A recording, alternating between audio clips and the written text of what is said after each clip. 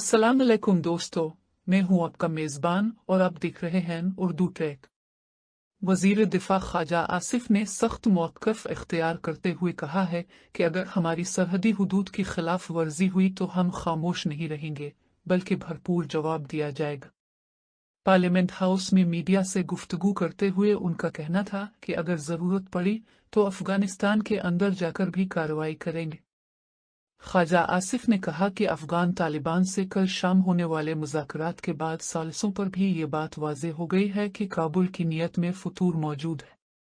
उन्होंने कहा कि अब दवा नहीं, सिर्फ दुआ ही बाकी है, क्योंकि तालिबान अफगानिस्तान को दोबारा माजी की तरफ धकेल रहे हैं। वज़ीर दिफा का कहना था कि अफगान सरजमीन अगर दहशतगर्दी के लिए इस्तेमाल हुई तो पाकिस्तान मुंहतोड़ जवाब देगा।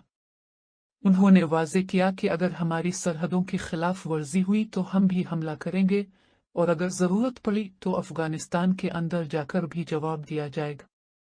ख्वाजा आसिफ ने मज़ीद कहा कि काबुल मुज़ाहमत का रास्ता अपनाए हुए है, हर बात मान लेता है मगर तहरीरी ज़मानत देने को तैयार नहीं।